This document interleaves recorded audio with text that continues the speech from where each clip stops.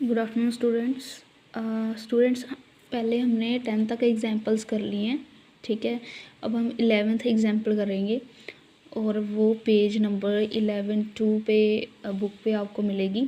आप पूरी स्टेटमेंट तो उसमें दिया क्या गया है, देखो गिवन दिया गया है कि जी कोई भी साइक्लिक ग्रुप है, ठीक है, और टी जो है वो जी का सब ग्रुप है, वो जी का सब ग्रुप है, साइक्लिक सब ग्रुप है। ये दोनों हमें गिवन है, ठीक है। अभी इसमें प्रूव क्या करना है कि subgroup of T is normal in G. मतलब इसका कोई टी का कोई भी एक ले लो, जैसे एच ले लिया, एच टी का सब ग्रुप ले लिया, कहते कि इसको प्रूव करो कि वो नॉर्मल होगा, ठीक है। तो देखो अगर टी साइक्लिक है, जी साइक्लिक है, तो उसका जो सब ग्रुप आएगा एच, वो भी क्या होगा, साइक्लिक तो होगा। तो मतलब अगर एच सब ग्रुप हमने ले लिया टी का, तो एच भी क्या होगा, साइक्लिक होगा। अगर वो साइक्लिक होगा मतलब उसमें जनरेटेड वाली फॉर्म में एलिमेंट्स होंगे, तो वो हमने ले लिया, generated by a raise to power m ले लिया, ठीक है।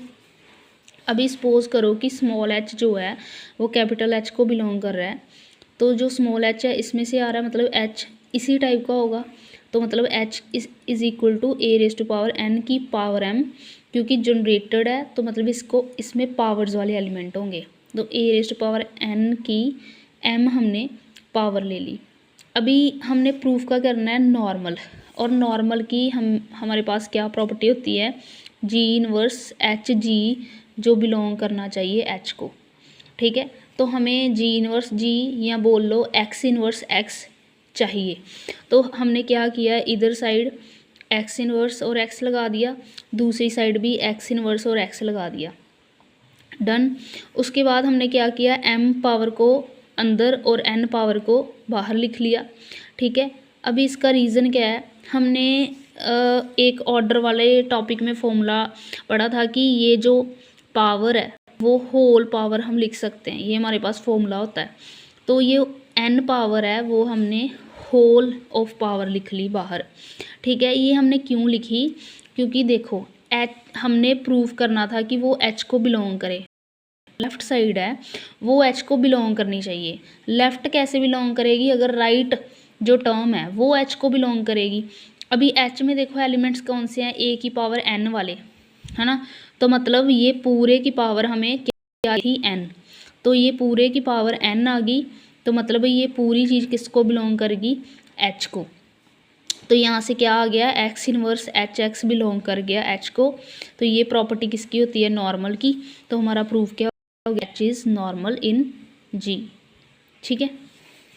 नेक्स्ट 12th और 13 एग्जाम्पल बहुत ईजी है, छोटी सी एग्जाम्पल है, आप खुद करके देखना, कोई प्रॉब्लम होगी देन मेरे को बताना, ठीक है। अभी हम चलते हैं एग्जाम्पल नंबर 14 पे। एग्जाम्पल नंबर 14 में बोला गया है कि फाइंड ऑल सब groups of cyclic group of order 30। कहते कि कोई ग्रुप है, ठीक है, जी कोई ग्रुप है, उसका ऑर्डर 30 है, मतलब जी के पास 30 एलिमेंट्स हैं, ठीक है। और कहते हैं कि उसके जितने भी सब ग्रुप्स होंगे, ठीक है, वो हमने फाइंड आउट करने हैं। जी के कुछ सब ग्रुप्स हमने फाइंड आउट करने हैं और जी के पास 30 एलिमेंट्स हैं।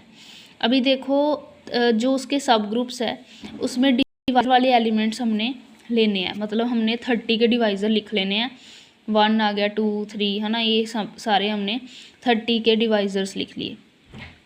अभी क्या करना है, इसके सब ग्रुप्स फाइंड आउट करने हैं। सब ग्रुप्स देखो कि ये साइक्लिक ग्रुप है, तो मतलब ए की पावर्स वाले एलिमेंट्स होंगे, तो जो हमने डिवाइज़र्स निकाले हैं बस वो हमने क्या करना है, उसको पावर्स में लिख लेना है। पहले स्टार्ट करेंगे ए की पावर 1, देन ए की पावर 2 3 5 6 10 15 और 30।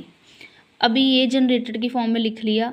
अभी इसके अंदर कौन से एलिमेंट्स आएंगे, देखो ए की पावर 1 है, तो मतलब हमने इसमें क्या करना है, 1 के डिफरेंस पे एलिमेंट्स लेने हैं, जैसे ए की पावर 1, ए की पावर 2, ए की पावर 3, ऐसे वाले, ठीक है। और ई आइडेंटिटी एलिमेंट वो होगा ही होगा, वो फिक्स है, ठीक है। और इसमें मैक्सिमम एलिमेंट्स कितने हो सकते हैं, 30, 30 से ज़्यादा नहीं हो सकते, ठीक है। अभी देखो हमने ई ले लिया और उसके बाद ए की पावर 1 से शुरू किया, 2 3 सो ऑन कितने तक जाएगा 29। 30 वाला इंक्लूड नहीं होगा, क्यों? क्योंकि अगर हमने 30 वाला इंक्लूड कर लिया वो तो फिर ग्रुप ही बन जाएगा। बट हम बात किसकी कर रहे हैं, हम सब ग्रुप की बात कर रहे हैं, है ना। तो वो 29 तक चला गया। अभी 2 वाले ले, 2 4 6 सो ऑन, आप सभी लिख सकते हो बट सो ऑन डाल दोगे तो अंडरस्टूड है। तो 28 तक गया। फिर 3 के मल्टीपल्स लिखे, 5 के मल्टीपल्स, 6 के मल्टीपल्स, 10 के, 15 के और 30 का। ए की पावर 30 तो आएगा नहीं बट आइडेंटिटी एलिमेंट सभी में आना ही चाहिए, ठीक है। तो ये सारे क्या आगे, सब ग्रुप्स आगे जिसका ऑर्डर ग्रुप का 30 होगा, ये सारे उसके सब ग्रुप्स आगे। डन। अभी एग्जाम्पल नंबर 15 बहुत ईजी है ये भी। इसमें बोला गया है कि नंबर ऑफ़ एलिमेंट्स निकालो ऑर्डर 10 के, ठीक है। और ग्रुप दिया गया है जिसका ऑर्डर 30 है। ग्रुप का ऑर्डर 30 है बट हमने जो एलिमेंट्स निकालने हैं वो हमने 10 के निकालने हैं, समझो उसके सब ग्रुप के हो गया ना। तो जी साइक्लिक ग्रुप ले लिया हमने जनरेटर वाली फॉर्म में, उसका ऑर्डर 30 है, मतलब ऑर्डर ऑफ जी 30 है। ए उसका एलिमेंट है तो ऑर्डर ऑफ ए भी क्या हो गया 30। ये हमारा फॉर्मूला होता है कि जैसे सब ग्रुप का ऑर्डर इक्वल होगा ग्रुप के ऑर्डर और नीचे दोनों की जो GCD, ठीक है। तो ये एज इट इज़ आ गया। इसमें बाद में हम 10 फिल कर देंगे क्योंकि हमने 10 का निकालना है। तो order of a raised power M की वैल्यू 10 आ जाएगी, ऑर्डर ऑफ ए की वैल्यू 30, यहाँ पे भी ऑर्डर ऑफ ए की वैल्यू 30 और M is number of elements, वो हमने निकालने हैं, ठीक है। तो देखो ये 10 फिल कर दिया, 30 फिल कर दिया, ये निकालना है हमने। तो ये कट करके हमारा 3 आ गया। अब हमने चेक करना है कि 30 की किस नंबर के साथ GCD 3 आएगी। पहले तो 3 के साथ तो आएगी, है ना। अभी 3 से बड़ा देखो, 3 के टेबल पे ही देखी जाना है। 9 देखो मैं निकाल के बताती हूँ आपको। 9 3 का 27 आ गया, 3 और 3 का 9 आ गया, मतलब क्या आ गया GCD 3। ऐसे ही आप 21 पे निकालोगे उसकी भी 3 आएगी, 27 और 3 के मल्टीपल्स, है ना। तो m की वैल्यू की होगी 3 9 21 27, ओके। तो 30 के साथ तो वो 30 आ जाएगी ना, तो वो नहीं इंक्लूड होगा। तो 3 9 21 27 ये आ गए हमारे number of elements of order 10, ठीक है। 16 एग्जाम्पल बिल्कुल ऐसी है, उसमें ऑर्डर 15 दिया गया है, करना बिल्कुल सेम है, ठीक है। तो वो आप खुद करना। तो यहाँ तक आपका जो है साइक्लिक वाला टॉपिक फिनिश हो जाता है। साइक्लिक ग्रुप का टॉपिक आपका ख़त्म है। यहाँ पे हमने कुछ थ्योरम्स कर लिए हैं और कुछ एग्जांपल्स कर लिए हैं, और जो जो भी मैंने आपको करवाया सारा बहुत इंपॉर्टेंट करवाया, तो इसको छोड़ना नहीं है आपने, है ना। अभी नेक्स्ट टॉपिक जो हमारा आएगा वो आएगा quotient group. This is also important topic and इसमें 2-3 थ्योरम है जो बहुत इम्पॉर्टेंट है। अगर इस टॉपिक में से कुछ आया तो वो थ्योरम आ सकती है। तो क्वोशंट ग्रुप होता क्या है पहले वो पता करें। क्वोशंट ग्रुप में पहले तो इसको डिनोट कर दिया है G/H, G/H इस फॉर्म में इसको डिनोट किया जाता है। और G/H में एलिमेंट्स कैसे होते हैं, H × A, मतलब अगर G में से कोई एलिमेंट लिया A, तो जो नीचे लगा है H लगा है तो HA आ जाएगा, N लिखा हुआ है तो NA आ जाएगा, है ना।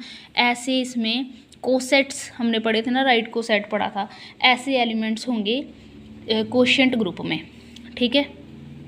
और अगर हम दो एलिमेंट्स को मल्टीप्लाई कर दें, मतलब HA को HB के साथ मल्टीप्लाई कर दे तो क्या आ जाएगा HAB। मैंने आपको बताया था कि H को H में जितनी बार भी मल्टीप्लाई करो वो H ही रहेगा, है ना, प्लस जितनी बार करो वो H ही रहेगा। तो ये और ये दोनों ही क्वोशंट ग्रुप की मेन डेफिनेशंस हैं। ये उसको लिखने का तरीका है, और ये मतलब हम बोल सकते हैं कि जो मल्टीप्लाई करेंगे एलिमेंट्स को तो वो एक बार ही एच बचेगा। और मोस्ट इम्पॉर्टेंट चीज़ कि जो नीचे वाला है ना जी बाई एच है ना, तो मोस्ट इम्पॉर्टेंट ये है कि जो एच है वो नॉर्मल सब ग्रुप होना चाहिए जी का। अगर नीचे वाला नॉर्मल सब ग्रुप नहीं है तो वो कोशेंट ग्रुप नहीं बन सकता। तो first one is G by something, N है या एच जो भी है उसको नॉर्मल सब ग्रुप होना पड़ेगा और उसको इस तरीके से लिखा जाता है।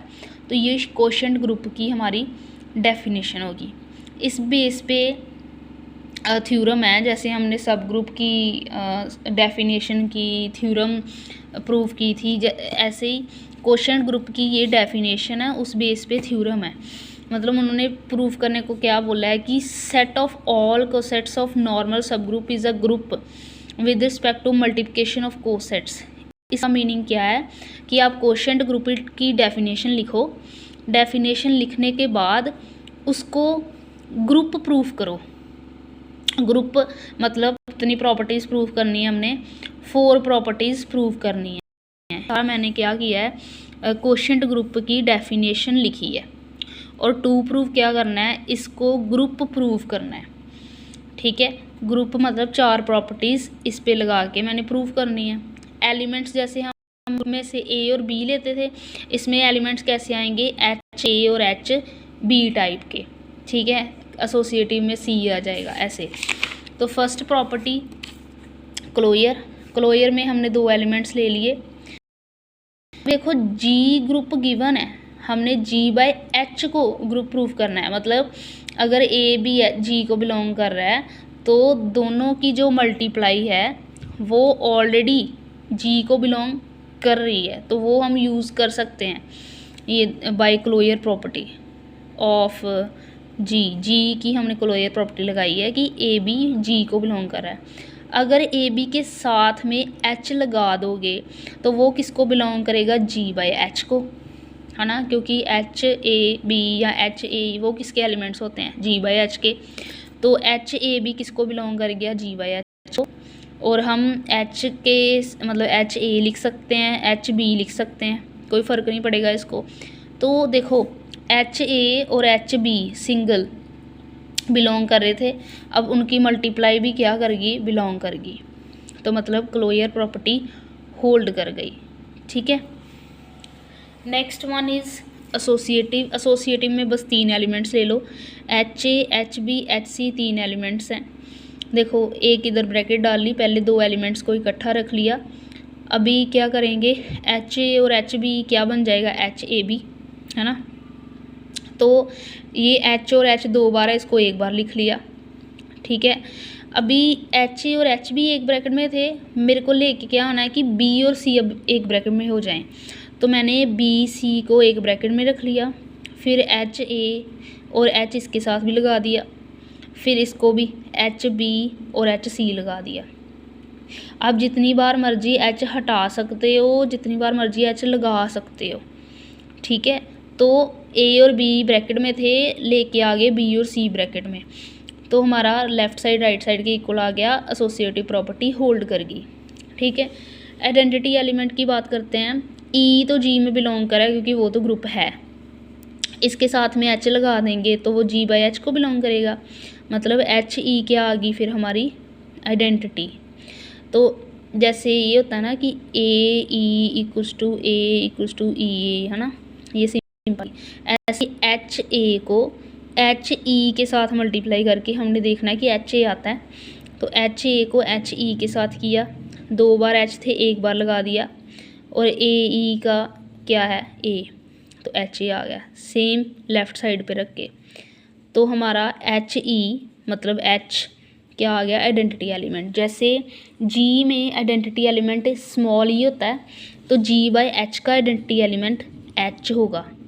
ठीक है, आगे लास्ट इन्वर्स प्रॉपर्टी, तो ये तो होगा, देखो ए बिलोंग कर रहा है, ए इन्वर्स भी करेगा, एच लगा दोगे तो जी बाय एच को करेगा, मतलब एच ए इन्वर्स क्या हो गया हमारा, इन्वर्स एलिमेंट। तो जैसे ये लिखते हो A inverse equal to E equal to A inverse A, ऐसे ये वाला कर लो, एच ए इन्वर्स, फिर 1 बार एच लगा दिया और क्या आ गया एच, सेम ये लेफ़्ट पे और ये राइट पे, ठीक है। तो एच ए इनवर्स क्या आ गया हमारा, इनवर्स एलिमेंट आ गया। डन। तो ये हमारी फर्स्ट थ्योरम थी क्वोशंट ग्रुप के बेस पे और इम्पॉर्टेंट है थ्योरम।